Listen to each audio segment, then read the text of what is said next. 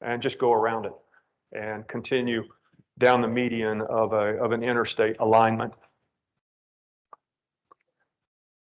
We can also have direct linkages to value-added services. We've got an idea for El Paso, Juarez, where we begin shipments in containers and not over-the-road truck trailers, and then drop those containers directly into a commercial facility for loading and unloading and value-added, and then transfer that container without rubber tires ever hitting the highway between sister facilities. I encourage you to go to the website. I hope this has spawned a few ideas and a few questions, and we certainly here to answer those. This is ready to deploy. It's shovel ready and it's shovel worthy, and we're beginning to corral and coordinate the various stakeholders in the public sector as well as the commercial sector. CBP really likes this as a part of their arsenal. So I think we're beginning to identify a path forward for our first international border crossing. Thank you.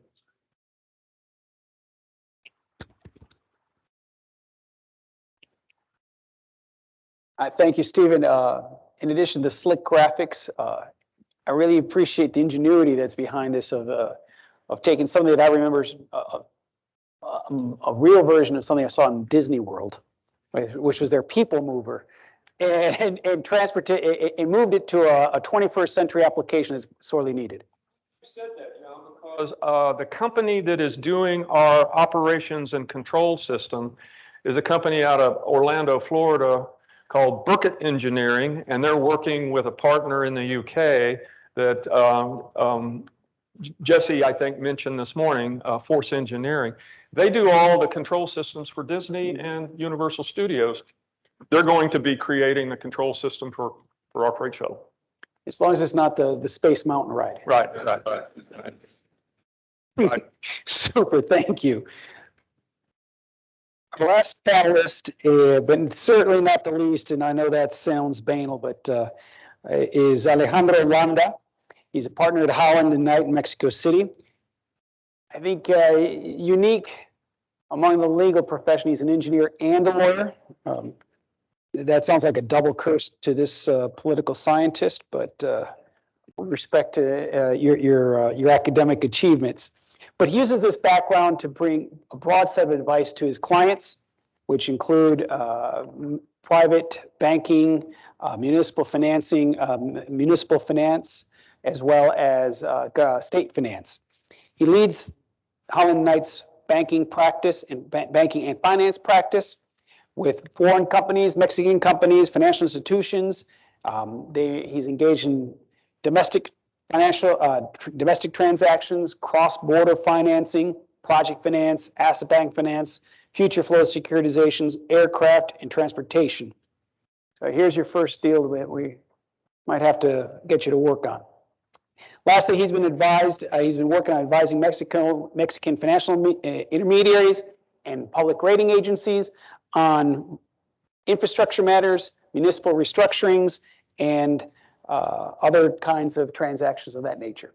So with that, I won't steal your thunder, Alejandro. Oh, thank you very much. Muchas gracias por la invitación. No les voy a quitar mucho tiempo. Les voy a platicar un poco de manera más informal qué es lo que estamos viendo o vimos todo el último año y medio de pandemia y hacia dónde creemos que estamos yendo. Un poco, como estaban platicando, la presión en las finanzas públicas ahorita es bastante fuerte, tanto a nivel, creemos que federal, como también local. Pero pues como dicen, Dios aprieta pero no ahorca, ¿no? Porque ¿qué es lo que estamos viendo? Muchísimo apetito por parte de inversionistas y fondos. Ahorita, no sé, ves fondos por todos lados que quieren invertir o que se están constituyendo. Se lanzan fondos, y lo que no hay son proyectos. Los bancos tampoco tienen dónde poner el dinero ahorita. También están haciendo emisiones, se están fondeando, se están capitalizando y también pues, no hay dónde poner los proyectos, ¿no? Actualmente, por ejemplo, por darles un un ejemplo en temas de infraestructura, y también esto obedece obviamente por el tema de las elecciones, pero prácticamente de los proyectos de infraestructura locales que hay ahorita, salvo por es una PP en Aguascalientes, no hay muchos, ¿no? Entonces, y se ve en la lista de los interesados en esa licitación, ¿no? Pues ya en todas las constructoras están ahí. Entonces, estas son buenas noticias que de alguna manera nos ayudan mucho en estos momentos. Entonces, vemos mucho este apetito, y ¿qué es lo que vemos como áreas de oportunidades que se vienen, ¿no?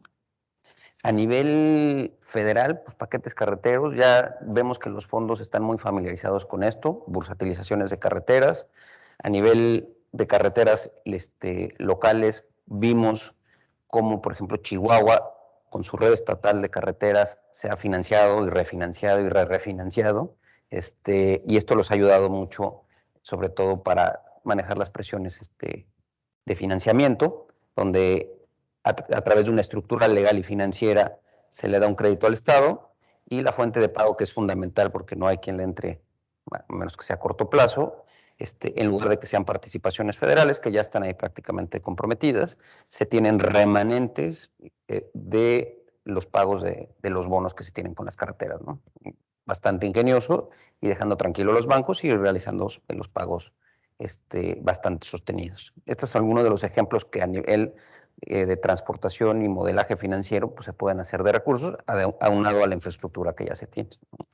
¿Qué estamos viendo también en tema de movilidad local, municipal?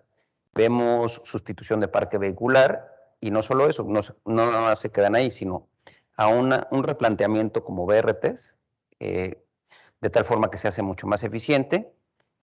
Al famoso hombre camión lo conviertes en empresario, tiene sus ingresos, y no nos quedamos solamente en eso, ¿no?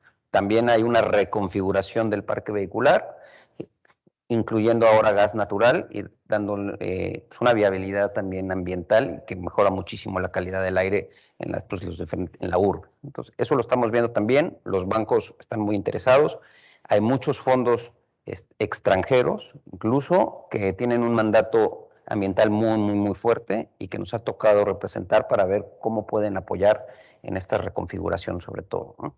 Aquí hemos trabajado con estados, municipios y los fondos, ver de qué manera se puede hacer todo un planteamiento de un programa de reconfiguración, donde adicionalmente entra de manera importante el proveedor del gas. Entonces ahí hacemos un círculo virtuoso, y donde vemos un mejoramiento pues bastante interesante, ¿no? Y que es fundamental pues la participación sobre todo del Estado y del municipio. También estamos viendo temas de corredores. Estamos platicando con varios fondos y con estados. Hay uno en el norte muy famoso que se pretende hacer. Durango ahí lo anunció.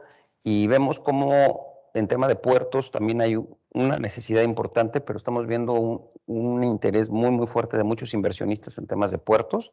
Se ha platicado mucho. El tema con Asia, y que aunado con el tema del gas se ha vuelto como muy relevante en tener terminales portuarias que también puedan desaguar los puertos que se tienen en Estados Unidos y la densidad que se tiene allá. Ahí también, pues, la verdad es que nos ha sorprendido que en el último año y medio ha habido muchísimo interés en ver temas de puertos, en ver temas carreteros y de reconfiguración. Es un poco en términos generales darles buenas noticias. Estamos realmente esperanzados y animosos que habrá una recuperación, y que hay mucho interés por parte del dinero, que hace bancos e inversionistas, en ver cómo se puede invertir y sacar proyectos adelante. Gracias, Alejandro. I think what I take away from there is that there's strong interest from private financiers in investing in border infrastructure. Yep. And that's very encouraging for, I think, for all of us here to hear and to understand. But obviously that money just doesn't come without any questions asked, if you will. Absolutely. So I think that's an interesting way to segue to some of our questions and answers that I'd like to open up for. So I'll give you all a couple minutes to think about questions that you may want to ask our panelists, especially on the intersection of planning in an urban environment. The border is very urbanized. Transportation, how do we finance it, and how does technology play a role in that? Those are the themes that sort of jumped out at me, and I'm going to take a first crack at it and explore these items with you all. So the first question, if you will, I'll direct to Guadalupe and Lourdes, so each of you can have your thoughts.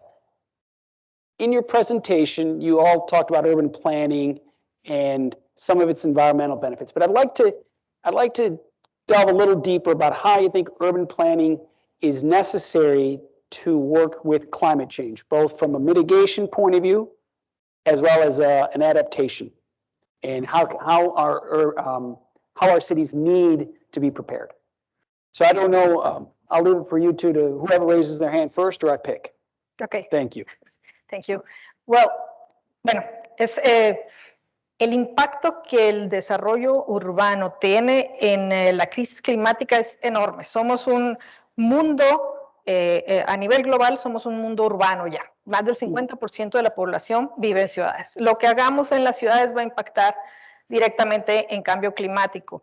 Y es necesario derribar muchos paradigmas en lo que es hoy el desarrollo urbano. Por ejemplo, lo que hablaba ahorita siempre se pensaba que una ciudad que se extendía era una ciudad más próspera, ¿verdad? Y incluso en Estados Unidos hay un libro buenísimo que escribió Andrés Duany, uno de los creadores del nuevo urbanismo, que se llama Suburban Nation, The Rise of the Suburban Sprawl and the Decline of the American Dream. Así lo llama él, ¿no?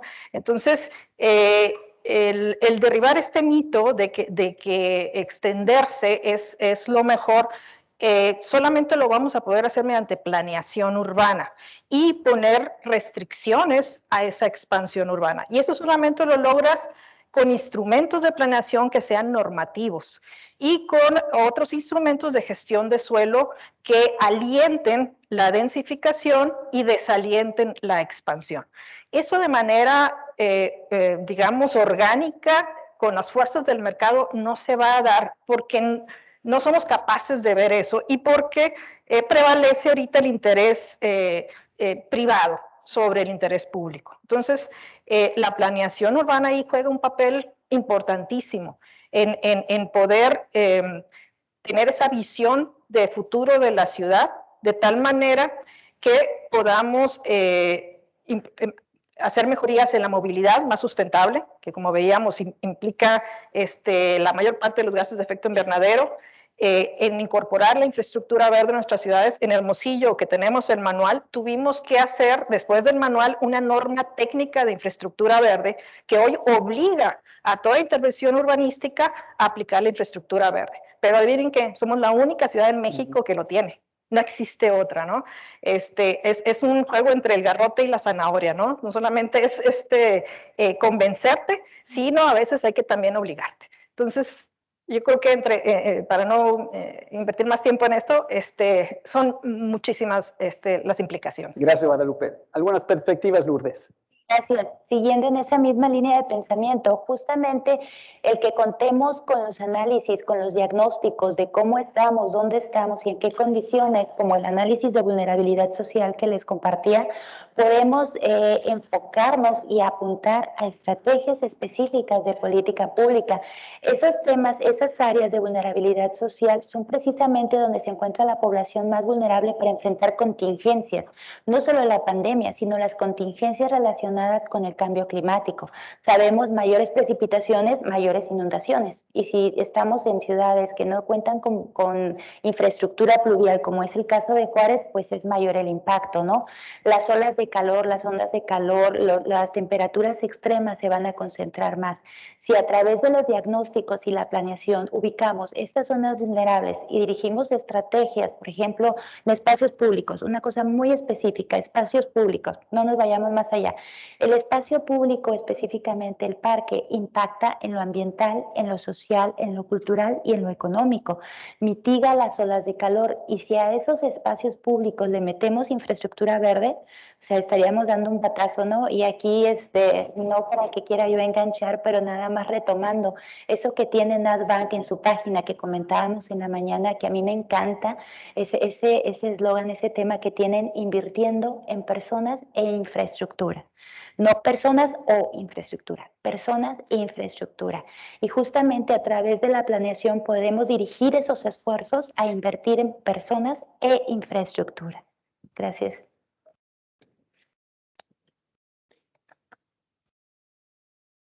Another topic I wanted to touch upon, and I think there'll be two interesting perspectives here from Rogelio, from his perch, looking at the national level of the infrastructure needs that he's outlined, and Alejandro working in capital markets and the financing side. And so the topic I'd like for your reflections on is the investment required to do the things you've mentioned, and then beyond those projects that are a little further out on the horizon, require very large amounts of money. And public entities on both sides of our border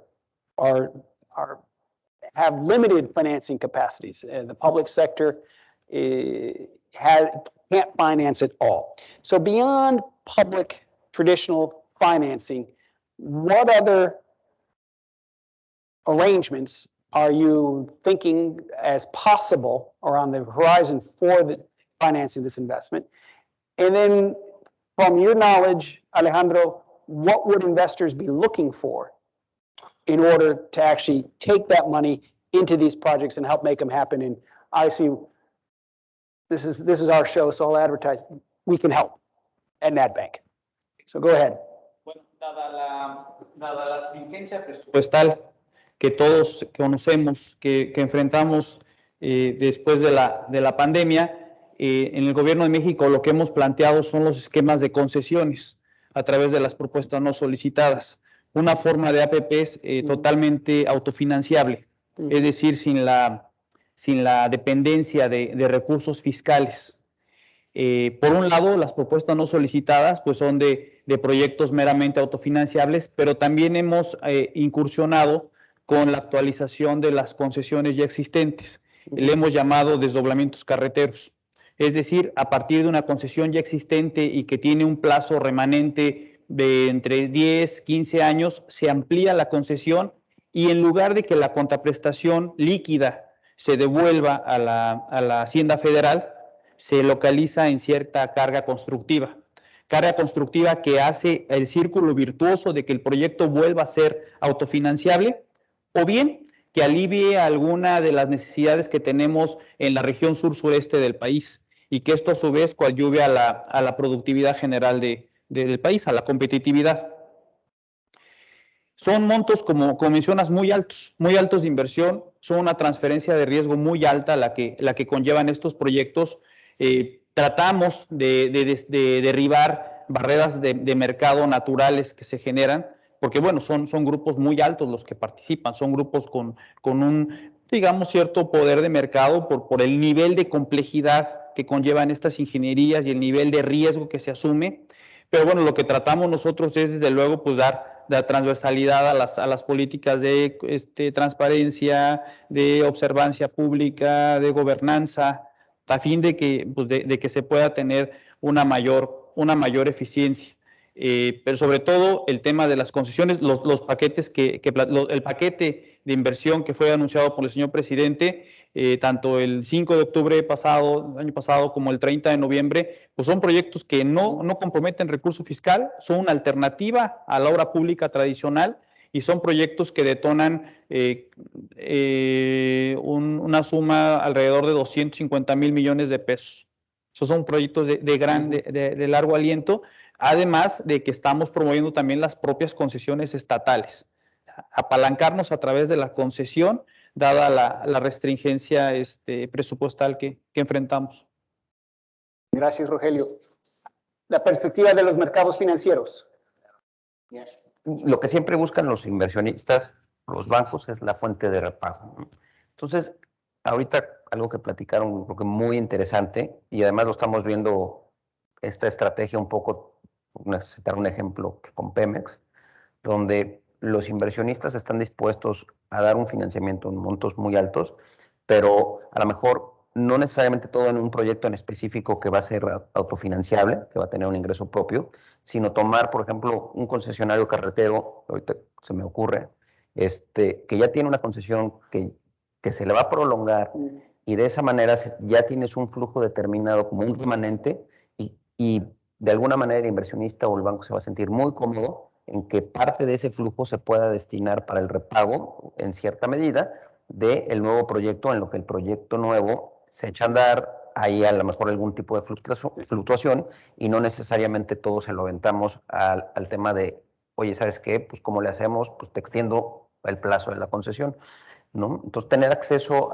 a lo mejor a un tipo de fuente de repago cruzado con alguna concesión existente, eso va a ayudar mucho y le va a dar mucha tranquilidad a los inversionistas para entrar a un proyecto nuevo donde ahorita por todo el tema de movilidad por el COVID, pues se ve todavía más complicado en poder proyectar efectivamente cuáles van a ser esos flujos que se van a tener. Entonces vemos por ahí como muy buenos ojos esta iniciativa donde sí se puede, de alguna manera estás mezclando un activo existente con un activo a ser desarrollado.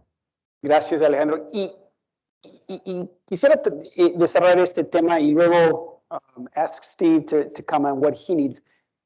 What we're really talking about here is a series of contractual understandings and arrangements under which different parties, public and private, whatever we decide to call them.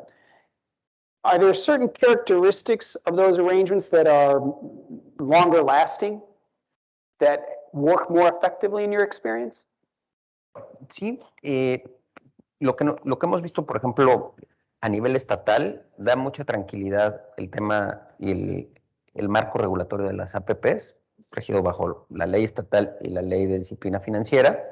Eso a los inversionistas y a los bancos les da mucha tranquilidad con los decretos de autorización de los congresos. Eso ayuda a que el inversionista se sienta tranquilo.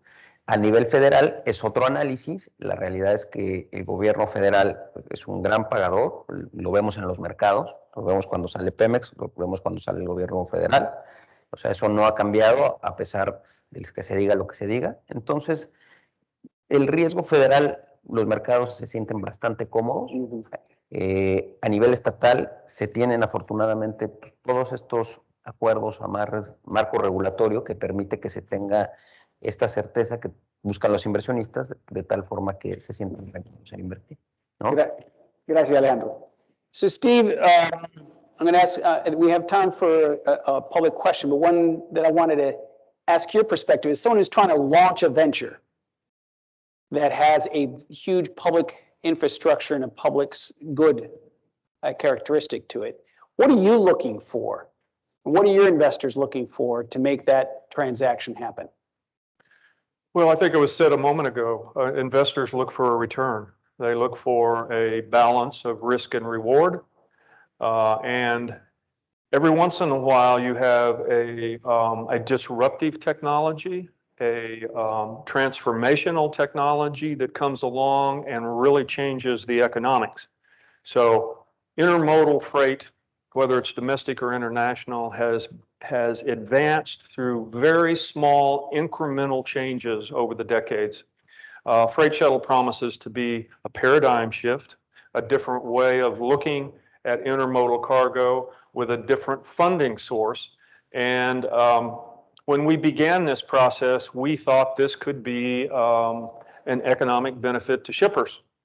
And it has certainly proven to be that, but now with the emphasis on environment and sustainability and climate change, it's taken on a whole new cast to be both commercially beneficial and good for the environment, good for the public sector, good for the citizens in these communities that are impacted.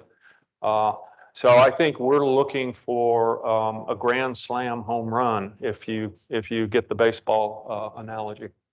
I certainly do. Excellent. I will see if there's any questions. You'll have to please introduce yourself. Gracias, John. Mi nombre es Salvador López, de aquí del banco. Y quería pedirle al panel si podemos dedicarle unos minutitos al tema de la electromovilidad. Creo que hablamos poco de él. Y quizás, Rogelio, en la perspectiva federal, ¿qué políticas, qué visión tienen al respecto? Lupita, quizás un poco nos puedes decir tú las ciudades que empiezan a hacer ya, y por supuesto, Alejandro, a lo mejor la perspectiva que ves tú en los mercados, el apetito, los riesgos, etcétera, y un poquito la visión, porque se habla mucho de la electromovilidad y que viene, y ciertamente despega ya mucho en algunos mercados, ¿no? Pero nos gustaría saber un poquito más en México, qué panorama están viendo, qué tendencias. Gracias.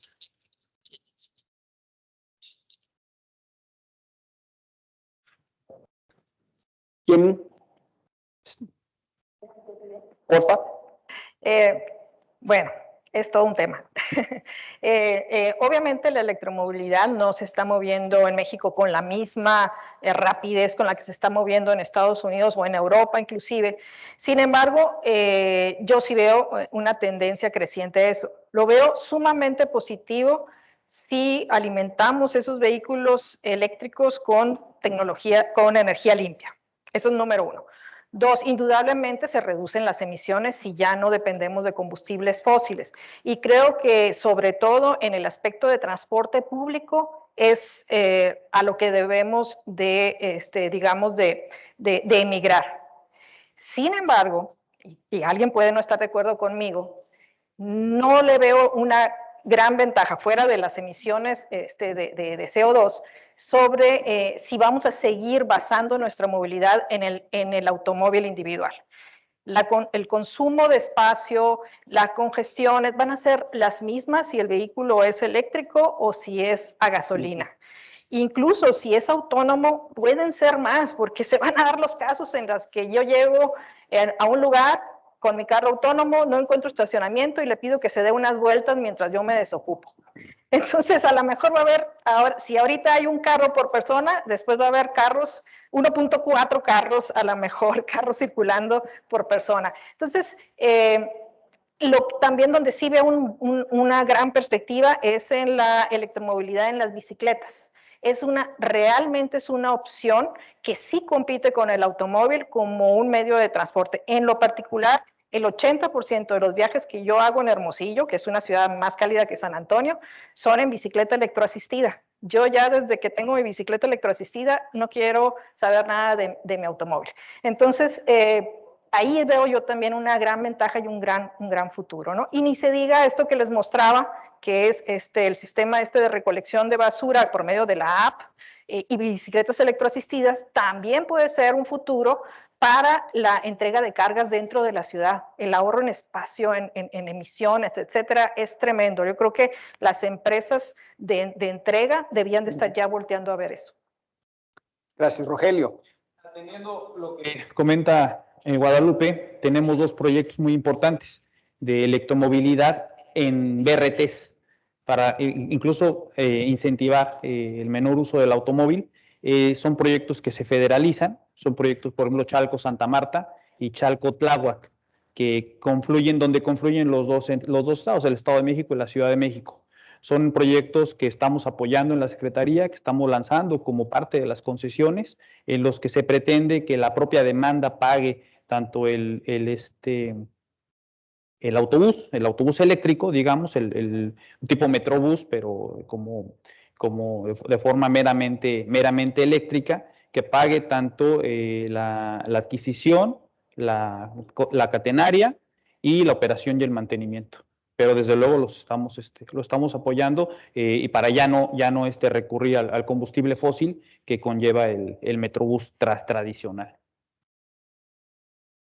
¿Algo de tu parte que ves en el mercado o de interés? Claro, yo le veo una gran ventaja, que es la posibilidad de acceso a otros fondos que necesariamente están etiquetados con un tema ambiental. Entonces, estos proyectos que platican, pues te da la ventaja de poder accesar tanto a fondos internacionales o a fondos locales, que yo creo que probablemente tendrán una subvención en la tasa y un componente importante de banca de desarrollo. Entonces, la verdad es que creo que tienen bastantes ventajas. Gracias. Luego te doy la opción, si quieres decir la última palabra. Breve y rapidísimamente, muchas gracias por la oportunidad y por la pregunta. Estoy de acuerdo con todo lo que han planteado, pero me parece que falta algo importante que también debemos considerar y que en planeación se debe considerar, la parte social. La parte social, específicamente en Ciudad Juárez ahora, por ejemplo, está instalándose o se está tratando de implementar la segunda línea de BRT. Hay una primera, la segunda, pero estamos hablando que nuestras ciudades de la frontera están ya urbanizadas, muy concentradas, ya tienen una dinámica. Entonces, socialmente esto ha representado un problema porque tienen que abrir una de las 5 buenas vialidades o de las rápidas para hacer esto y todas las molestias que ello causa y todo el impacto que ello causa. Este tipo de proyectos, además de que puedan ser o son eficientes ambientalmente hablando y en temas de movilidad urbana, tendrían que venir acompañadas de una información y una concientización. Si yo como usuario tengo problemas para transitar ahorita en una obra que va a durar un año y no sé cuál es el beneficio que voy a obtener, difícilmente lo voy a apoyar. Lo que va a haber va a ser rechazo, ¿no? Que inicialmente es lo que está ocurriendo. Y otro tema ya para finalizar es el tema de los monopolios en el sistema de transporte público, que es algo con lo que también se tiene que trabajar para realmente generar esas alianzas y realmente se pueda conectar con los BRT.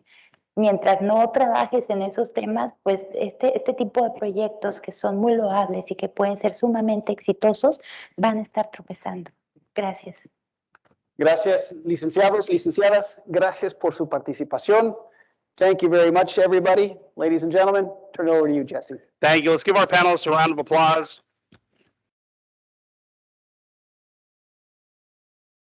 We're going to take a quick 15-minute break, and then we'll be back at 3:45 for our final panel, which actually is going to be very exciting, the Innovation and Emerging Opportunities panel. So please grab a cup of coffee, stretch your legs, and we'll see you in 15 minutes. Thank you.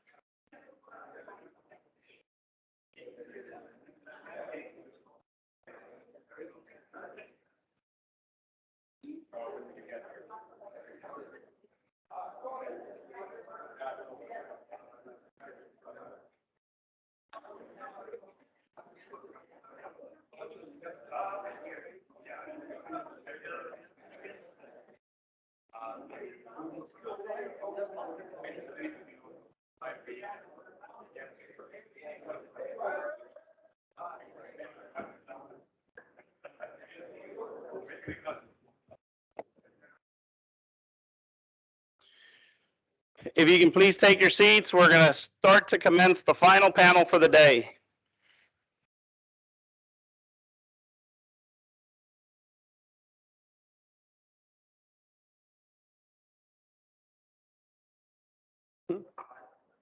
It's the, yeah, that's that one.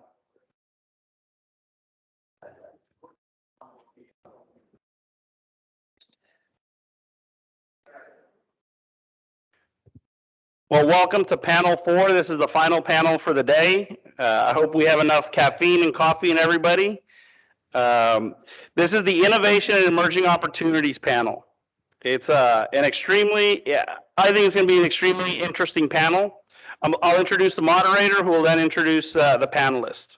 Blas Perez Enriquez is the Director of California Global Energy, Water, and Infrastructure Innovation Initiative at Stanford University.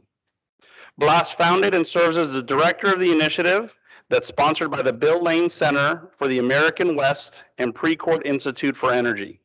He is also a faculty director of the Local Governance Summer Institute at Stanford and of the Smart City Policy Strategy Innovation Institute, also at Stanford.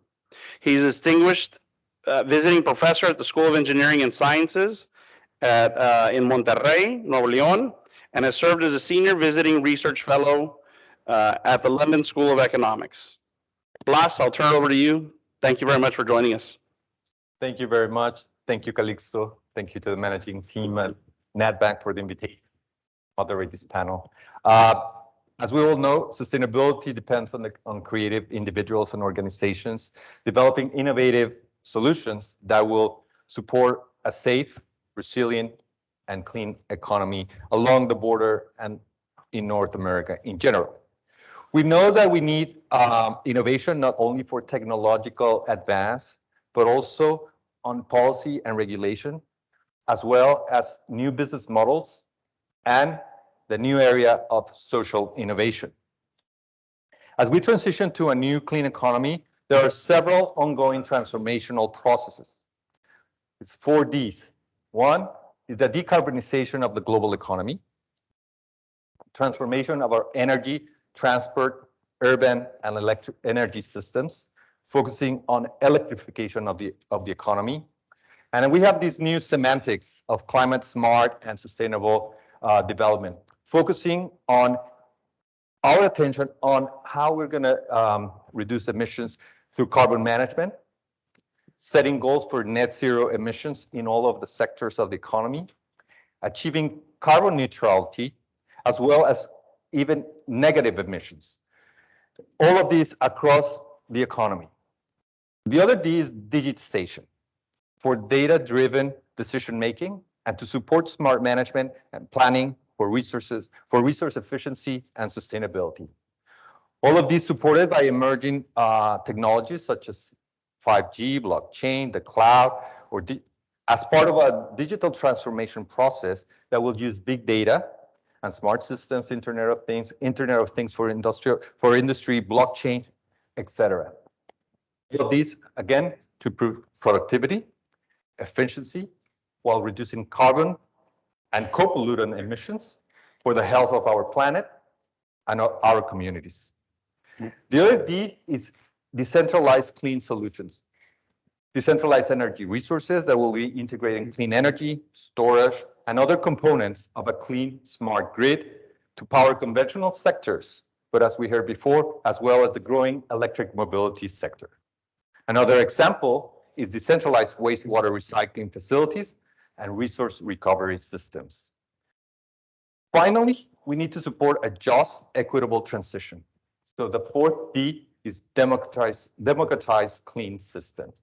So we need to make sure that we have participatory decision-making processes through community engagement to enhance enhanced public consultation, and to make sure that all of these transformations and new clean systems, that all communities have access to them. So one thing that I like to emphasize, and we heard about it earlier today, is that all of these transformations are full of business opportunities and low carbon development for our region and North America and around the world. This is happening as we speak. So we will hear today from 4 leaders who are working on innovative programs in cities and the region in general. Hugo is working on making the concept of smart cities a reality in Baja and Tijuana. Bart will share with us his experience creating testbeds to demonstrate new business opportunities in the green economy for startups in particular. Diego will talk about urban mining for better e-waste management towards a more circular, clean economy. And Sol will discuss the problem of light pollution and potential solutions that can lead to energy efficiency gains, among other things. So I'll introduce our panel. I'll get all the protocol ahead of us. We have a video because unfortunately we lost one of our speakers to an alert that he had been exposed to COVID. So Sol, well, he's one of the original founder and of this forum. He's the managing director of S-Cube Studio. He's worked on consulting on cross-border ties, partnerships related to energy and environment, the Power Association, the Gulf Coast Power Association, the NADB. He spent 21 years in local government at the Texas General Land Office. At the trilateral level, he consulted to the for the Border Environment Cooperation Commission. And finally, he also had a past life as a member of the press. Bart Bond is a startup advisor at Pecan Street. Pecan is an organization that focuses on advising original research that can accelerate climate and conservation solutions. They also work with startups to test innovative systems. And he's working on a particularly interesting to me project of using artificial intelligence for soil carbon sequestration. Diego is a strategic manager at Accenture Strategy, Mexico. He's also a partner at Grupo Gestión, Monterrey-based firm specialized in infrastructure projects with an active portfolio in water, energy, roads, and public spaces. And he has consulted in Mexico, USA, Colombia, Spain, and does all the fun things from digital transformation to M&A and all that kind of stuff that big consultants do. And Hugo Salinas, he's the president of the IT cluster of Baja California, IT Baja, and he's the one who's going to tell us his story through a video. Muy buenas tardes, me da mucho gusto estar con ustedes aquí en este foro del Banco de Desarrollo en Norteamérica. Agradezco a nombre de nuestro clúster la invitación al doctor Calixto Mateos, quien lo preside, y me gustaría iniciar mi participación de una manera muy ágil, tomando el elemento nosotros consideramos central, cómo se desarrollan o se pueden desarrollar de manera ágil y de manera integral lo que conocemos con el concepto de ciudades inteligentes. Tenemos que pensar que debe de haber una reconstrucción del diseño, considerando que no puede haber una agenda verde si no tenemos una agenda digital que lo acompañe. Como ejemplo, en el caso de nuestra zona, en Tijuana. Tijuana tiene quizá el transporte más ineficiente y más caro del país. Sin embargo, poco podríamos lograr adquiriendo vehículos o, digamos, de un sistema eléctrico si no lo lleváramos acompañado de un esquema de innovación y de conectividad que pudiera ser útil al ciudadano. El ciudadano no puede sacar provecho de una innovación en inversión si no puede tener una ruta inteligente para llegar a sus diferentes destinos y sus diferentes transportaciones. Por lo tanto, la construcción de ciudades inteligentes demanda nuevos acercamientos tecnológicos y sociales. Nosotros vemos en el clúster de tecnología que la agenda debe irse acompañando de diferentes factores integradores. Por ejemplo, tener una visión metropolitana, eso da una mayor fortaleza a la construcción de estas ciudades, pero también tener una agenda de corredores de talento. En el caso del sector Cali-Baja, tenemos un mercado muy demandante, muy sólido. Sin embargo, tenemos que contribuir todos los que participamos en este mercado con diversas capacidades y talentos de nuestro capital humano. Luego, entonces, tenemos también que pensar que no todo tiene que estar concentrado en un solo punto. El caso de nuestra región, la zona metropolitana Tijuana debe lograr dispersar hacia los municipios como Tecate y Rosarito algunas de sus cualidades, ya que tenemos diferentes elementos de peso en contra. El caso de la migración, a nuestra región llegan 80,000 personas cada año. Esto es, lo podemos imaginar, un municipio, una ciudad, cada 365 días.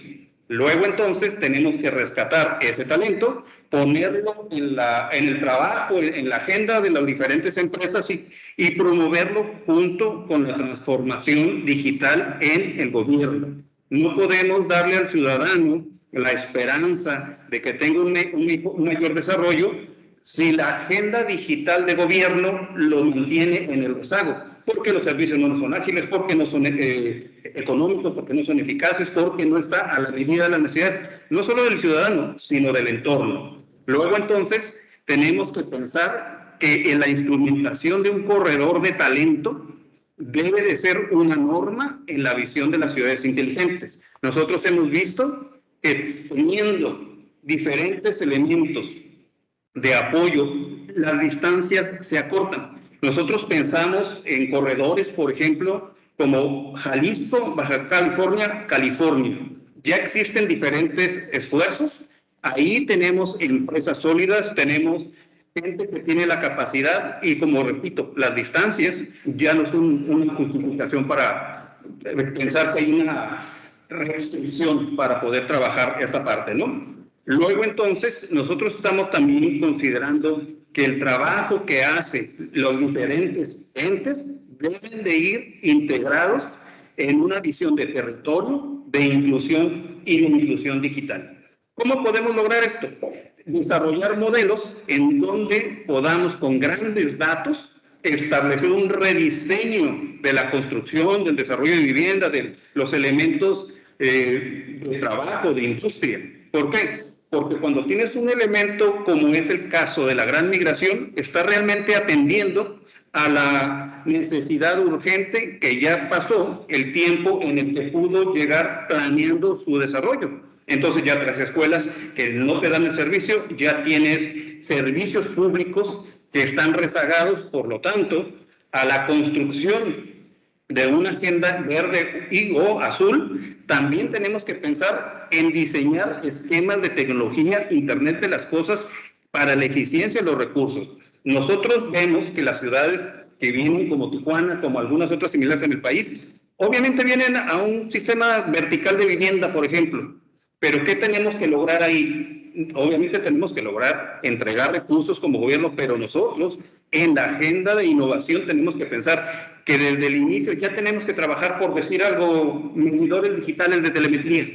¿Por qué pensamos en esto? Porque, número uno, logran construir una visión más eficiente de los recursos, pero también, en cierta manera, generan carreteras paralelas de servicios. Si tenemos 40 condominios, todos conectados a través de medidores digitales de agua, por ejemplo, estás creando un intranet que puede convertirse en diferentes carreteras de servicio para los residentes. Puedes tener servicios de seguridad, de comunicación, puedes tener servicios de inclusive de transportación consolidados. Luego, entonces, esas son las apuestas a las que tenemos que llegar. Por decirlo de una manera muy sencilla, deben de existir ya proyectos de movilidad, de desarrollo, de vivienda, de interacción, si no vienen acompañados de una visión digital o de transformación en la innovación. Los mismos clústeres de tecnología están pasando de ser un clúster de tecnología de información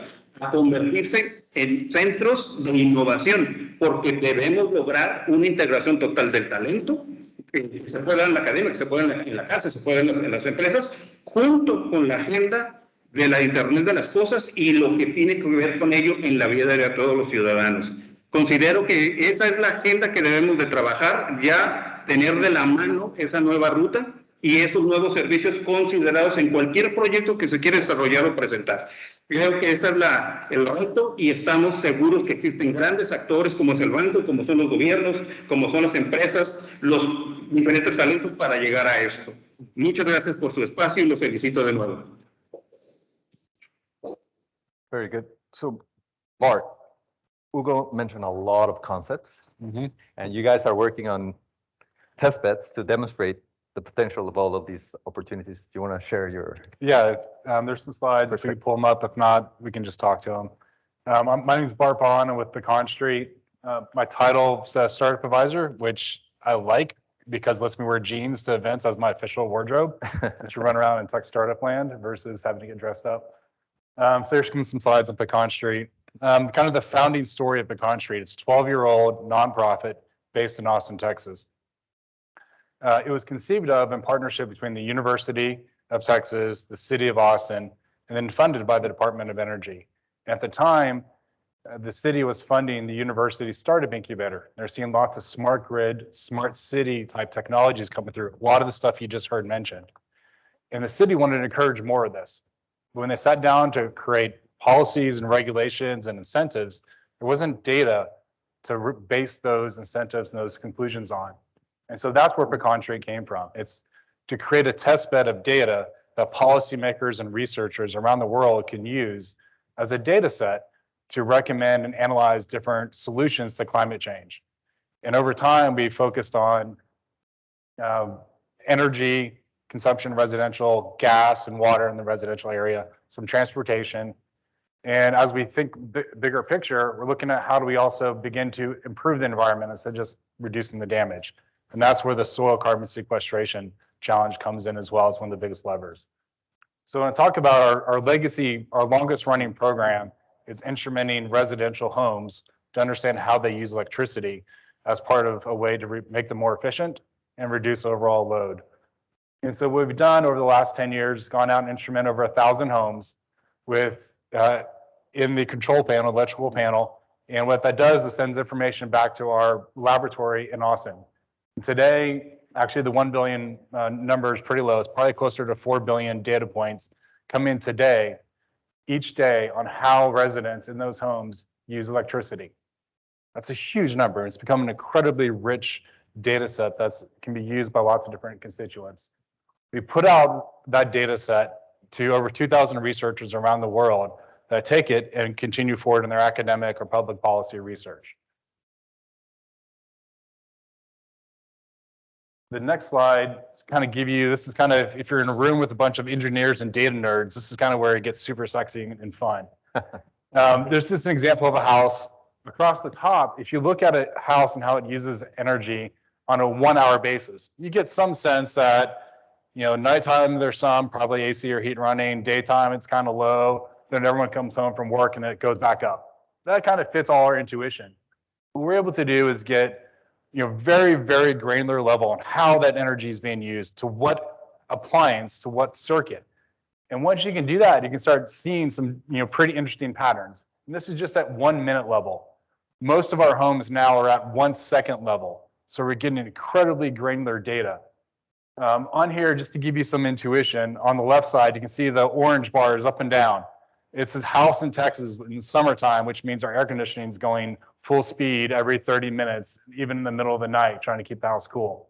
You see some people wake up around 8 o'clock in the morning, make coffee and breakfast, everyone goes off to work. And then, of course, you see the expected just insanity at the end of the right-hand side. Those massive orange blocks. That's us coming home to an 85-degree house, turning the air conditioning on full, and basically let it run all night long until it gets cool again. So that's kind of the most glaring data on here. My favorite one is you can see the refrigerator cycle on and off. It's this really small little step tooth across the bottom. During the pandemic, when everyone went home and started working from home that first month or two, we saw the refrigerator actually just go way through the roof. It turns out we all like to snack or get bored and stand there with the refrigerator open, just let all the cold air come out. That's the only thing we come up with for how often the refrigerator got turned on and off. That was kind of one of the fun insights to take away. But once you start having this level of information, home builders, appliance manufacturers, standards bodies can start thinking about what types of policies and incentives and equipment to make for all of us to reduce the energy load that we use in our homes. Go to the next slide. Once you can start getting that level of data and then looking at solar panel adoption and looking at some incentives and regulations around solar panels, we came out some interesting insights that most people, particularly in the South, think you put your solar panels facing south on your roof because the sun tends to track on the south side. It turns out when you think about how much better, how much relief that provides to the grid as far as congestion at those peak hours, you know, where those big orange bars were in the evening, it helps.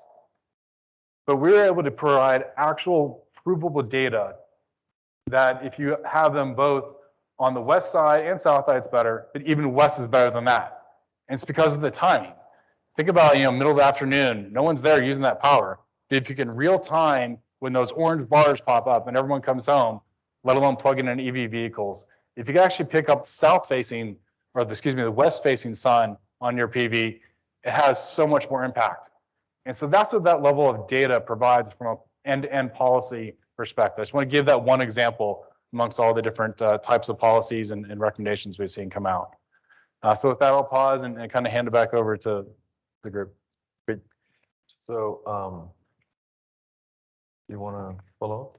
Sure. With my presentation? Yeah, I thought you were gonna take the podium from here. I'll take it Okay, from here.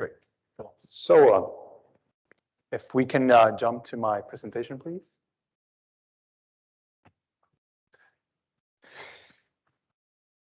Great, thank you.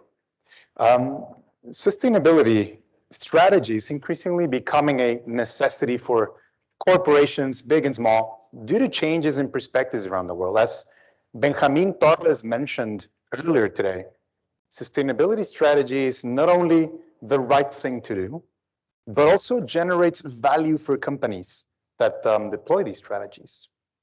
There are many strategies that fall within the sustainability umbrella: energy efficiency, carbon capture and sequestration, renewable power, water treatment, and many more. This is a panel on innovation. So today I'm going to focus on a strategy that is perhaps lesser known and falls within circular economy. This is urban mining. I'd like to begin by making a quick and brief distinction between what traditional mining versus urban mining is. Traditional mining focuses on acquiring valuable metals by mining the environment. Urban mining focuses on the exact same goal: acquiring valuable metals. However, not from mining the environment, but from mining electronic waste. But before we jump into urban mining, which is the solution, allow me to take a step back and briefly share with you the story behind it. Electrical and electronic equipment has become an essential part of everyday life. Its availability and widespread use have enabled much of the global population to benefit from higher standards of living. This is overall a great sign. Widespread access to technology, improvement in work productivity, and overall improvement in the quality of life. However, this rapid rate of adoption comes with a hidden cost, and this is electronic waste, or e-waste for short. Here in this graph, I have mapped some of the most common electrical and electronic equipment under two variables. In my x-axis, we have rate of obsolescence, or how frequently each of these is replaced. So the further to the right, the shorter the useful life of a product is, and the more often they get replaced. In my y-axis, elasticity, or sensitivity to changes in disposable income or population. So the further to the top of my y-axis, the more responsive the purchase behavior is to more money or population size. Let's take cell phones, for example, which is in my top right. Top manufacturers release a new version of their phones every single year. After 2 to 3 years, your phone is likely to feel outdated. Either its battery life, storage capacity, processing speed, or even megapixel count. This puts, of course, cell phones to the right of my x-axis. Cell phones are also aspirational. So a generous Christmas bonus is much more likely to end up continuously being spent on a new or a better phone. So this puts it high on my y-axis on the disposable income dimension. Cell phones are also individual. So each person owns his or her own device. As the number of people grows, so does the cell phone count. So once again, this puts cell phones high on my y-axis under the population dimension. In general, anything on my top right quadrant behaves in a very similar fashion. And these are the top drivers of this incremental annual electronic waste being generated. On the flip side, my bottom left quadrant behaves in the opposite behavior. So these are less often replaced, generally less responsive to changes in disposable income or population, and ultimately these are not driving the growth in electronic waste being generated. What I'm trying to highlight here is that the behavior of each of these varies considerably. However, nonetheless, they all eventually get discarded and become electronic waste, which takes me to my next slide. Mexico is a top e-waste generator within the top Latin American economies, generating over 1.15 million metric tons of e-waste every single year. If we look at this from a per capita perspective, which is the graph I'm showing, Mexico is the top contributor with 9.4 kilos per person every year. If we factor in population size, of course, Mexico and Brazil would be our largest generators. So what exactly does 1.15 million metric tons of e-waste even mean? I've made some rough comparisons to try to give these numbers some sense. 1.15 million tons of e-waste every year is roughly equivalent to 75 million TVs being discarded every single year, or 190 million computers being discarded every single year, or 5.75 billion cell phones being discarded every single year. Now, I'm aware that this is not necessarily a fair comparison. There are many more gadgets within the electronics umbrella that are being discarded that are heavier and would bring the ultimate number down. Nonetheless, this gives us a good sense of the order of magnitude of the problem that we're talking here. So once e-waste completes its life cycle, it usually has 4 different outlets. It's either collected through formal recycling programs. It's collected by informal players. This is where the chatarreros, the scrap dealers, come in. It's discarded to waste bins and eventually ends up in landfills. And lastly, it's stored at home. It's kept in my drawer. It's perhaps kept in your drawers as well. How many of you have old cell phones, calculators, cameras, MP3 players just stored in some drawer or some box? This is less the case in the US than it is in Mexico. Recent studies suggest that e-waste collected in Mexico represents anything between 15 to 25% of the total e-waste generated every single year. This means that there's still a good 75 to 85% of the e-waste generated every single year still out there somewhere. The reality is that most Mexican families do not recycle their electronic waste. There is a huge cultural, behavioral, and even infrastructure opportunity here. So why is this a problem? Electronics are filled with chemicals and substances that are harmful to human health and the environment. At the current growth rate of electronic waste, these toxic metals, these flame retardants, if not recycled properly, can contaminate landfills, seep into the ground, and ultimately pollute our our water basins. So what can be done? And this is where urban mining comes back in. Let me explain how. A simplified exploded view of a cell phone reveals its key components. The average phone has a top enclosure, most likely made out of plastic, has a screen assembly, has a printed circuit board, has a SIM card, a battery, most likely made out of lithium, and a bottom enclosure, which is either plastic or some metal. Where I want to focus our attention is on the printed circuit board, PCB. These are made out of multiple components, including copper, silver, gold, and palladium. Now, each PCB holds very small quantities of each of these. As you can imagine, this is an operation that requires scale. With enough PCBs to process, there is considerable value to be extracted.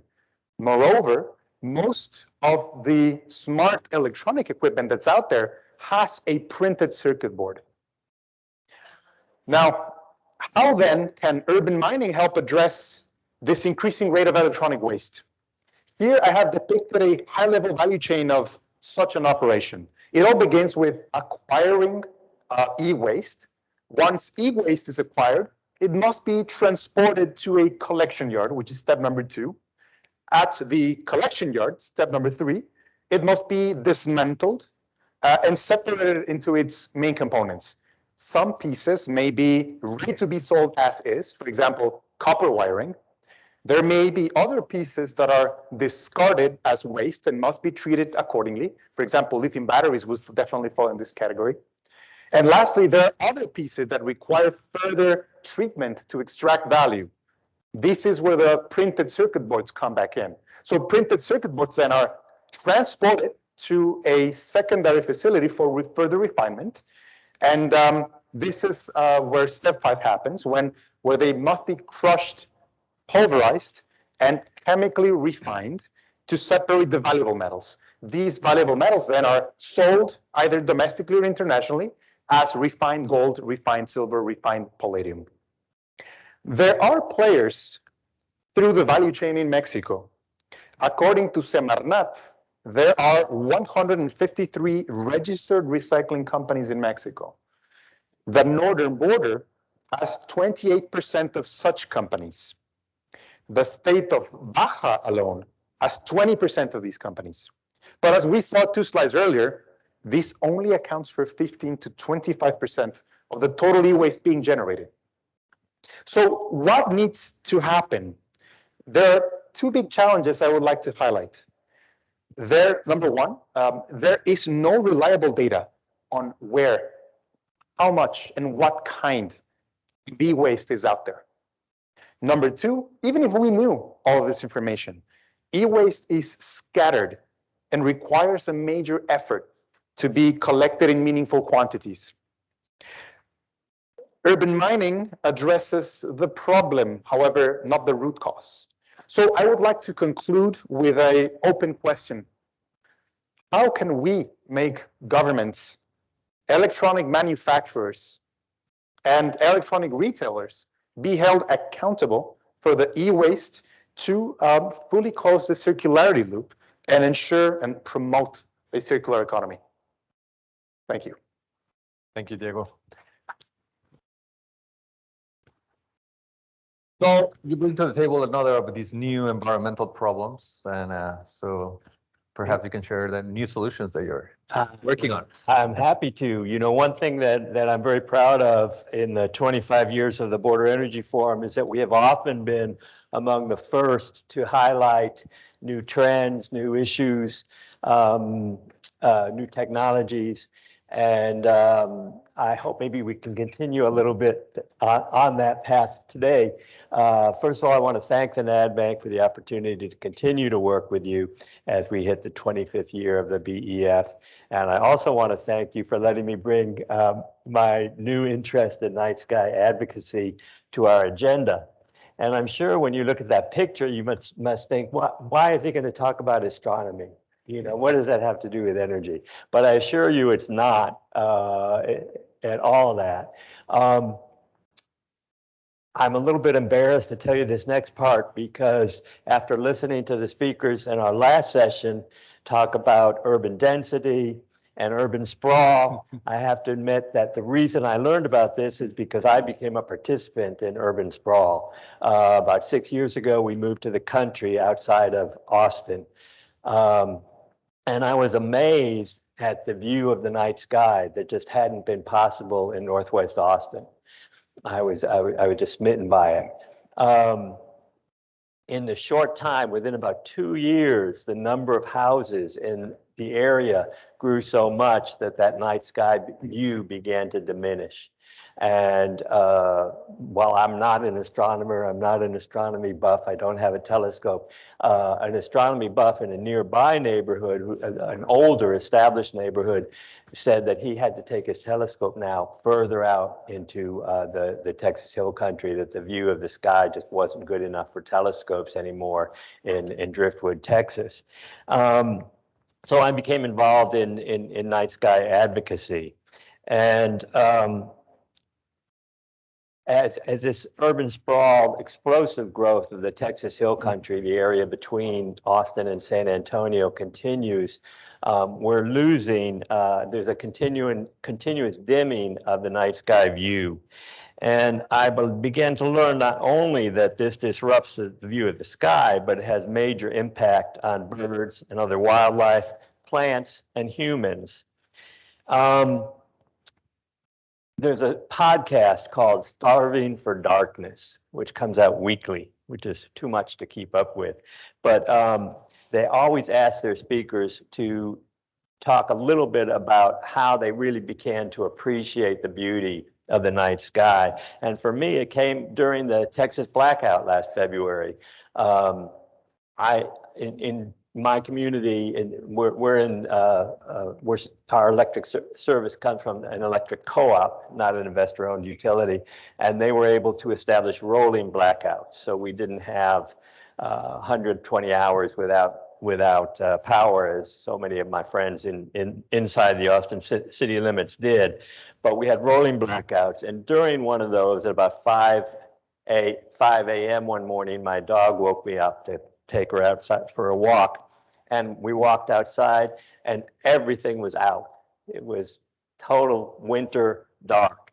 And the sky was simply magnificent. And I thought, this is something I've got to keep working on. That brings us to energy efficiency. And I think one of the best examples of that, it came during the blackout when we saw the downtown centers of Austin, San Antonio, Dallas, brightly lit up skyscrapers, while the residential neighborhoods close to them were totally blacked out. And why do skyscrapers keep their lights on all night long? It's just a simple example of energy waste.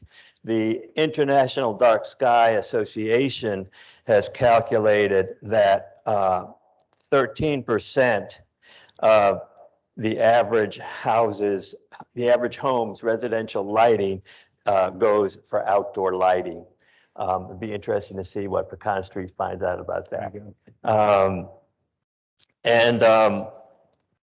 A lot of that is bad outdoor lighting, simply because people don't know. There's just a lot of outreach that needs to happen. My neighborhood theoretically abides by the guidelines of the International Dark Sky Association, but that didn't translate into builders actually telling buyers that they should choose night sky friendly lighting. So I will admit that my house, because we knew nothing about it 6 years ago, has standard carriage lights.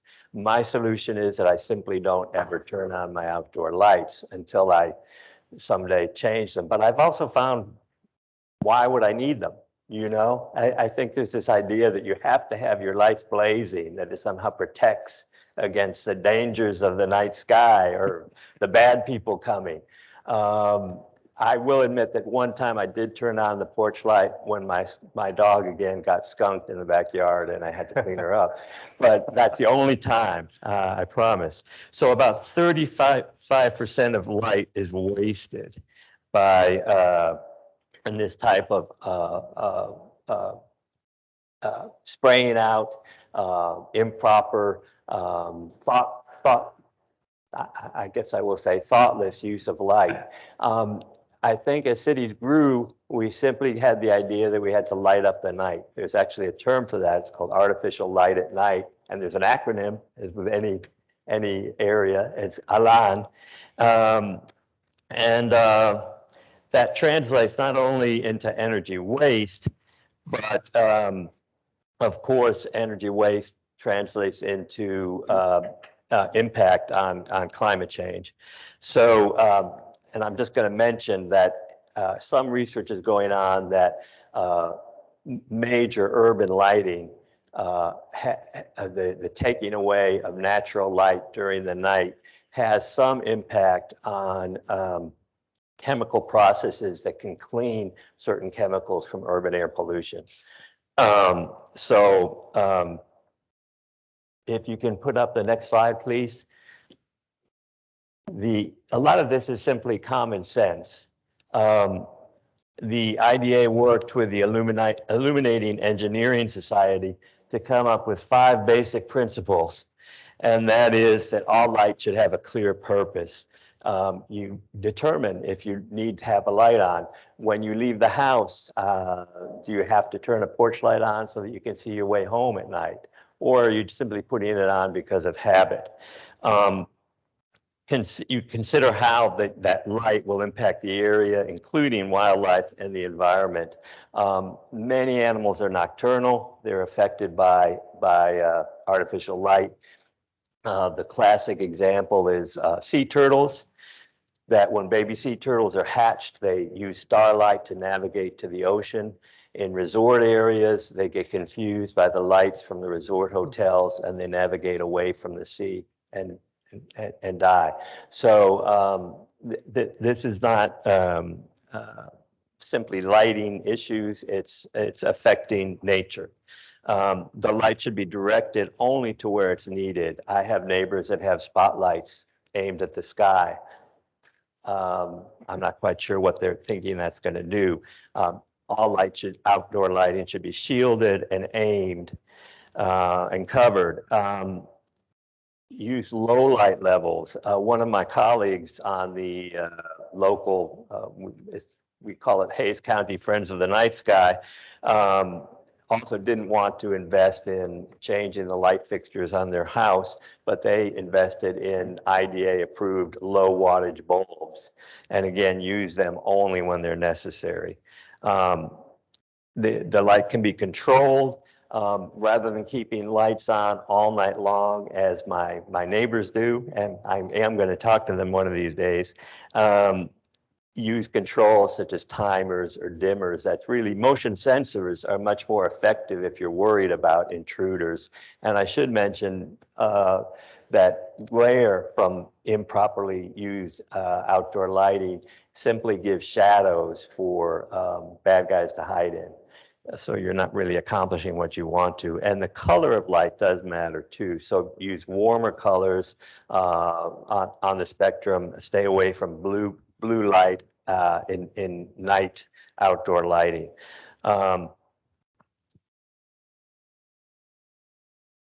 If you can go to the next slide, please.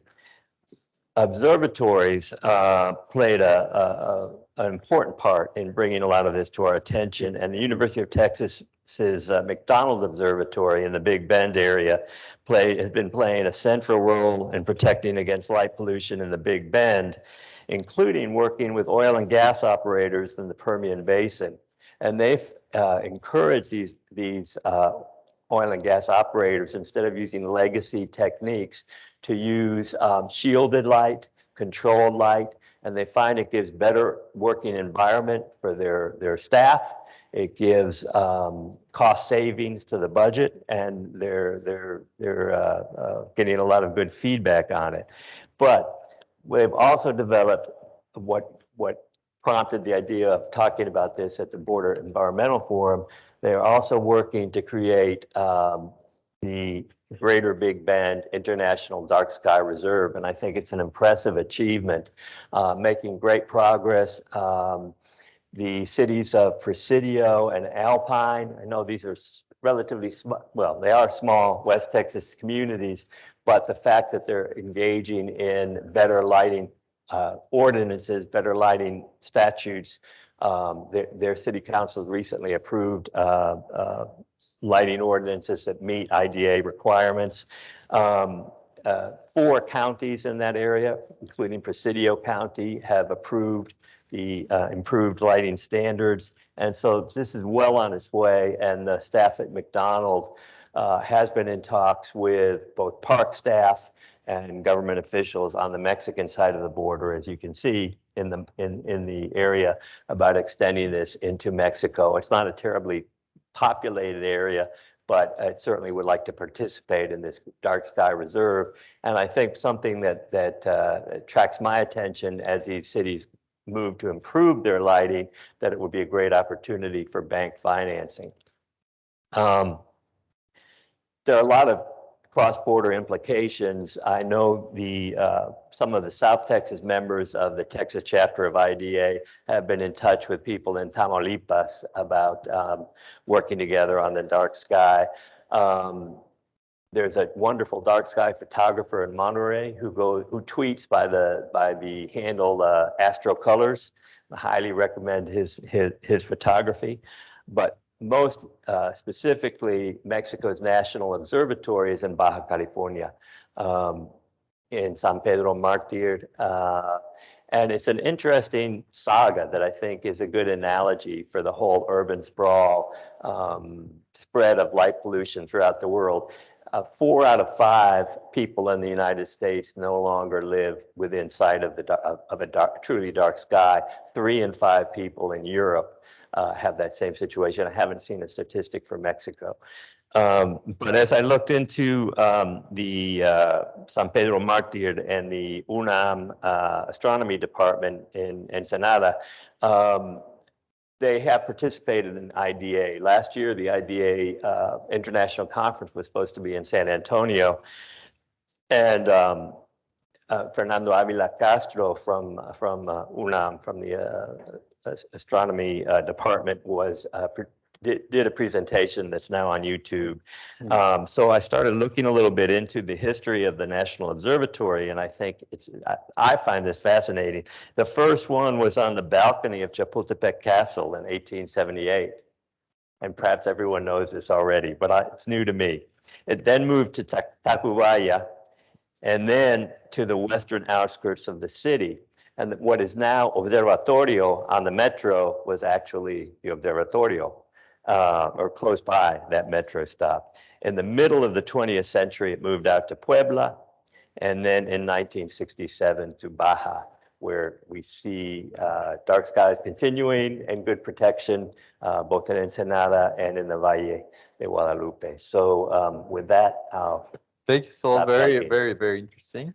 thank you. I guess one thing that we care about all of these ideas and how we are addressing these new challenges is actually if there's demonstration cases or success stories. So I was going to ask you, Diego, you have a very clear vision about what's the problem, how you're going to solve it, and is there comparative examples, or is there any progress in Mexico on what you're doing? So yeah, it's a good question, and the value chain I showed in the last slide, there are players in e-waste acquisition or collecting e-waste and e-waste dismantling, but so far what I've researched, there are no players that take the last part of the value chain, which is the refinement of printed circuit boards in Mexico. There are success stories in the US, in Europe, even there's in Australia, there's a huge company that has a proprietary technology to do this. And I think that's part of the ambition here that is that Mexico needs to do. There are great learning opportunities and best practices that even are being conducted here in the northern border. If I remember correctly, Bart was just mentioning that Austin has a company that does precisely this. Now, the good thing about this operation is that the refining facility doesn't necessarily need to live in each state or even in Mexico.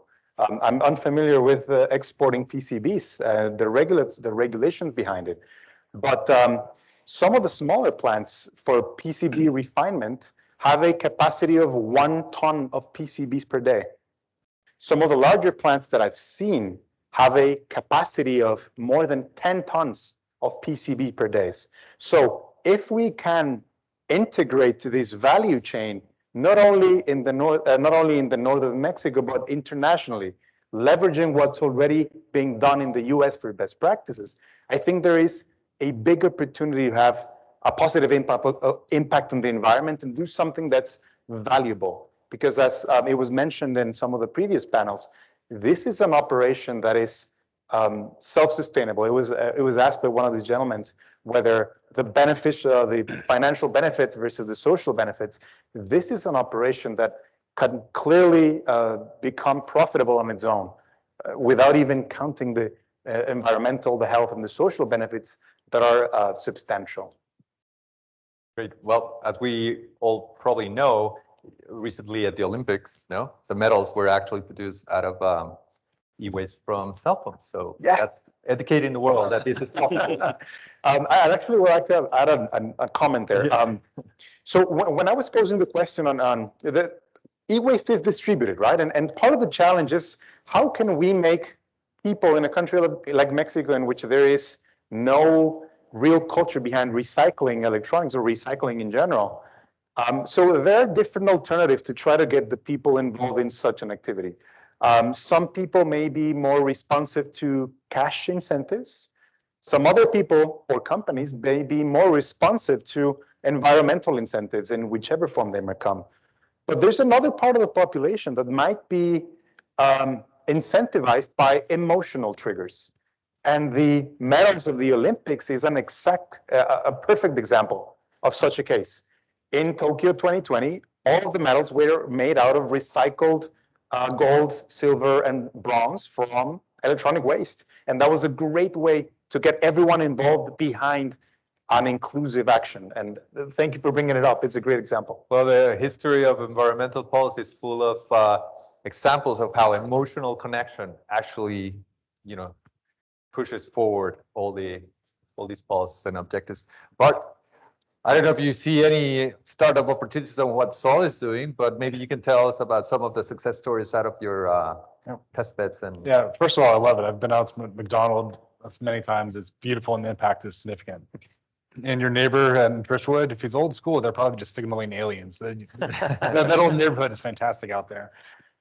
For startups, we've actually worked with the DOE to be a test bed for distributed energy, energy efficiency, water efficiency types of startups.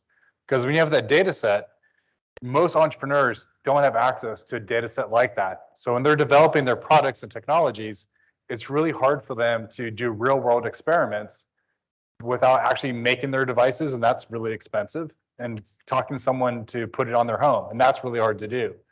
And so we can bring those emerging technologies into our lab and use real life data to figure out if the innovations are actually providing value that the entrepreneur or the innovator thinks they're going to do. So that's a really good example. We had a wave of smart water meters several years ago, one of which got bought probably 4 or 5 months after we did our testing of it.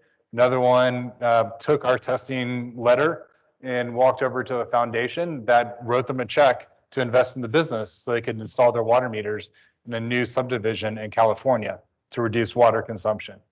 And so being able to actually prove out the efficacy of innovation unlocks financial markets and really can help accelerate the growth of some of these technologies to impact our communities.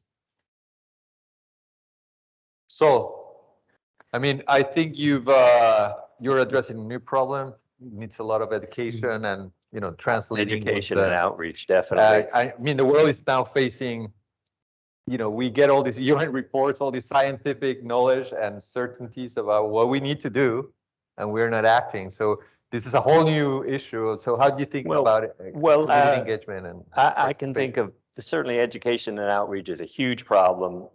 We'd like to have about 20 more people working on it just in our area. October will be the second annual Texas Hill Country Night Sky Month. And we'll be doing outreach throughout the 17 counties that range from Austin, San Antonio out to the west.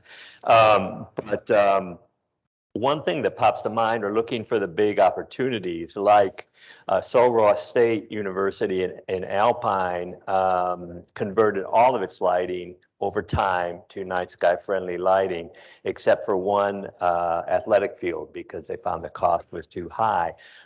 Athletic field lighting everywhere is excessive and too bright and probably more than it needed and probably has more glare than is good for the players for their view. So I would, if I were looking for a startup, I would start investigating energy efficiency opportunities in athletic fields where you could get some big bang for your investment and recoup out of the energy savings. So that would be my first thought. That's a great idea. So I guess since we don't have our colleague Hugo who talked about smart cities, I don't know if you want to make a general comment about the biggest opportunities for smart cities, or as I like to call them, smarter communities, because I really believe that it's not about gadgets, it's about the community understanding the use of technology to improve their quality of life. And so I don't know if you want to talk about the biggest opportunity and the biggest challenge, and then we will open to the floor to ask questions. Want to start? Sure, I like to take it a go. In my work at Accenture does a lot of digital transformations, and it's involved with smart city initiatives in general. I've personally worked in a few of these initiatives at Monterrey with the Monterrey Tech. And one of the biggest challenges that we usually see these ideas are conceived thinking about generating information, right? And as Calixto was saying this morning, one of the big benefits of smart cities is this access to data for more informed and better decision making. So when I have this conversation with some of the clients that we work with at Accenture, they're usually thinking of how do we get more data, adding sensors for water, using smart cameras for surveillance that help you predict specific type of movements or behavior that are red flags for security concerns. But what most of these conversations usually lack is acknowledging that data processing and analytics is a critical component for any of such idea to be successful. Can you imagine the amounts of data that come out of a video stream, that come out of sensors that are distributed in the water and sanitation systems? It requires a lot of analytics behind it. And from what I've seen and from some of the conversations that we have, this is rarely being discussed. So when highlighting here some of the bigger challenges, I like to bring into the discussion analytics is a critical component to make any smart city or smart initiative work, because everything is based on the data that it's collected and ultimately informed decision making. Yeah. And one of the big things for us on analytics is if there's bias in your data, the analytics, the algorithms are going to pick up that bias, perpetuate it. So when we talk about equity and justice, a lot of that's because the data we're collecting and feeding into these systems doesn't represent a diverse set of constituents. That's one of our biggest focus right now at Pecan Street, is taking our 1,000 homes and adding to that test bed in a way that's more reflective of the community and more reflective of the problems. As you might imagine, 10 years ago, a lot of the individuals and homeowners who could afford solar and PV and electric vehicles tend to be kind of wealthy and probably fit all the demographics you think. And so recently we launched a bunch of new homes in upstate New York to get rural, in Detroit for more urban homes. We just got a grant to go to Puerto Rico and instrument many homes there as they try to reinvent the grid in many new ways to provide that data. And so that's one way we're trying to very intentionally adjust our data set to be more reflective so it doesn't get picked up and as the analytic capabilities come online. That's a huge, huge problem out there. Any comments on that? I would, just one thing that I find encouraging is that LED guidelines are, construction guidelines are beginning to include night sky friendly lighting in the criteria. So I think more things along that line would be wonderful, and that gets back to outreach to construction companies and developers and builders, et cetera. But it is being included in the guidelines, so I think that's a step toward better understanding of the issue. Great. I don't know if the floor has any questions. Please introduce yourself. Yeah, from.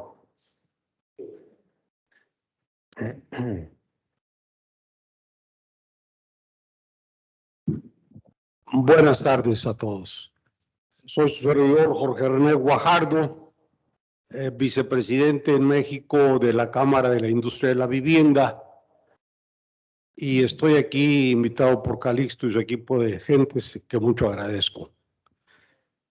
En esta reunión de financieros se me hace muy extraño que no hayamos tocado un punto fundamental.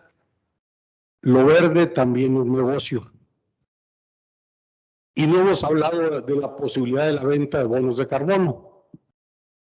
En México construimos del orden de 300,000 viviendas al año de interés social.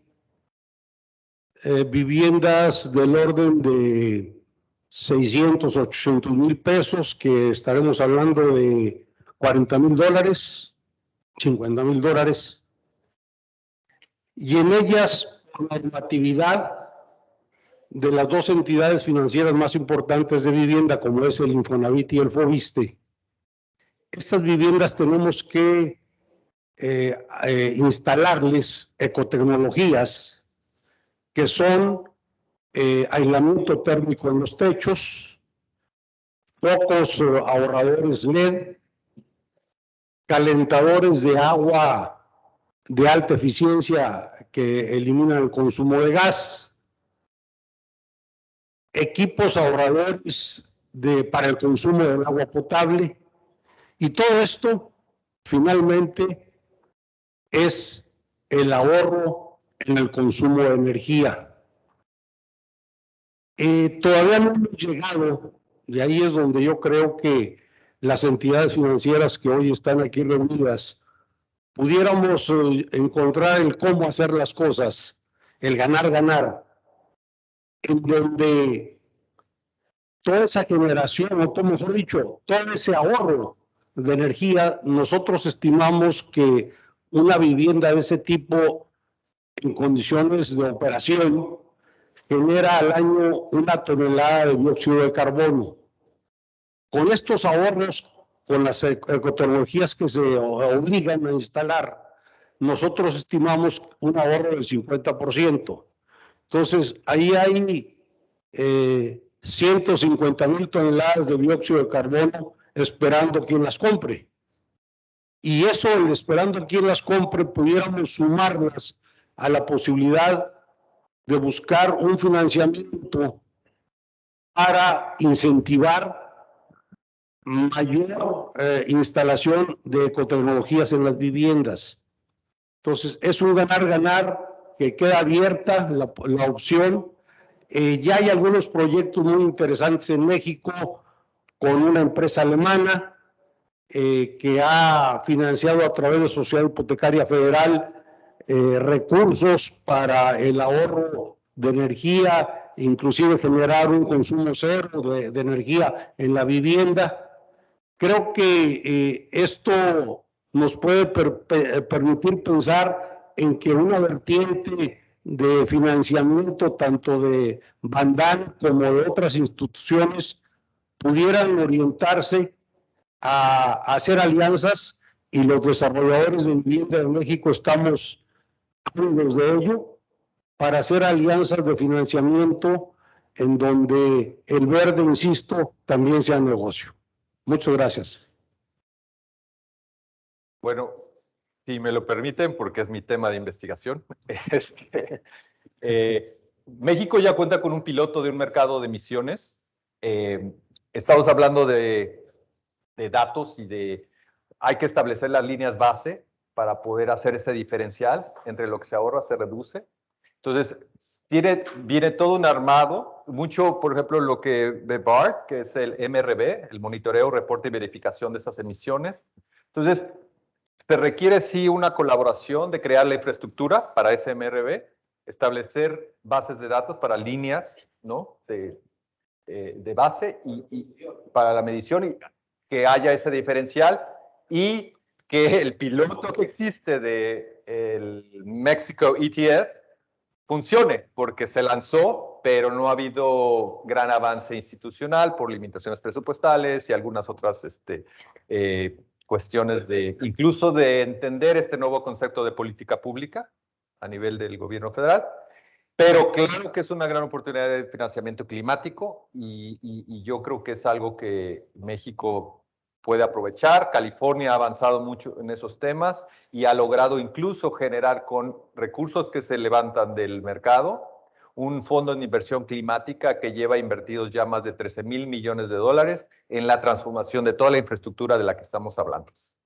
Entonces, es una forma muy, muy efectiva de hacer estas transformaciones de las que estamos hablando. Y invito a Bart, porque Bart works on capturing in the soil, and that's another way to reduce emissions and to gain, credit for that work. But yeah, I think the only addition I'll put on there, there's opportunities to draw carbon down, the sequestration.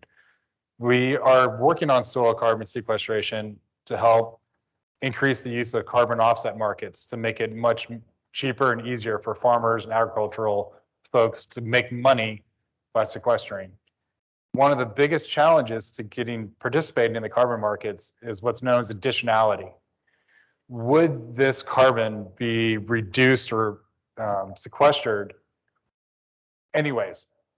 And in the case where there's an existing law or regulation requiring an action, the answer is no.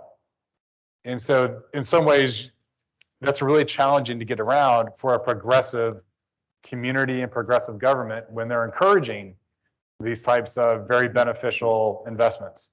And so that does reduce some of the opportunity to get paid from a carbon market. There are plenty of other scenarios where that's not the case, where it will be additional. But that's one thing to really focus on to make sure you can bring the money in. Y quizás un comentario adicional. Ponerle precio a los recursos escasos, a los recursos ambientales, sin duda genera un uso eficiente de los mismos, ¿no? La atmósfera, el aire limpio, el agua. Entonces es muy importante que permee ese tipo de visión en las políticas públicas, ¿no? Sí, no sé si queramos invitar a alguien de los que están en línea, si no, alguien más del Salvador. I just have a reflection, Sol. I wanted to thank you for talking about something that at the beginning of your talk seemed to be a little out of place, right? But I think the BEF has been evolving, as you know, from energy to environmental. And I think this is probably the first time someone talks about aesthetic pollution. And I know it goes beyond aesthetic. You mentioned some impacts on fauna and the like, but I think that's an important topic.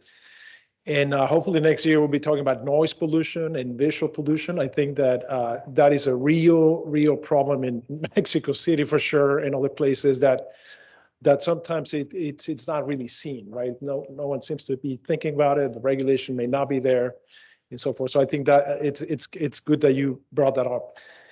As a corollary to that, I think the concept of leapfrogging is important, because I couldn't help but thinking that more fortunate communities like yours are thinking about reducing light, and then you have large areas of Mexico wanting to have light because of insecurity and so forth. So I think that's a good opportunity to leapfrog and not follow the traditional pathway for conventional lighting and so forth. So that's a blast, something maybe for you to research. And then the last thing that you can say a few words on it, Blas, is that I think when we talk about innovation, we usually think about gadgets, the next iPhone, right? But a lot of the innovation is really social and policy and so forth. So I think it's important for people to walk away with the notion that innovation goes beyond technology per se. Maybe you can say a few words on that. Thank you. Yeah, sure. So I mentioned participatory decision making, but also in the financial sector, impact investment, in which you're not just looking at the rate, your rate of return, but also what's the benefit to the community, what kind of jobs you're creating, and how you're changing the world for a better future. And so, again, California has a very highly developed system of values. A lot of it is cultural values, culture change in companies, and community engagement is basic, so we can actually understand what people want, how they're being impacted, and learn as sort of merge visions, these visions of we have a problem, we need to solve it, but also with engagement and participation of the community. So.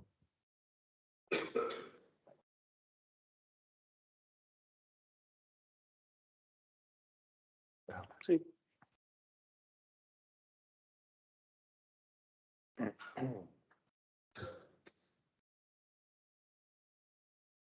Bueno, será en español. Muchas gracias por contestar mi pregunta que hice hace rato en el panel, que si alguien más iba a hablar de economía circular, muy enfocado en el tema de minería urbana, pero se puede expandir a algo mucho más grande.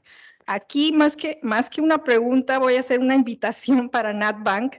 En Europa existe la Comunidad Europea, ha lanzado un plan de economía circular para todos los países europeos.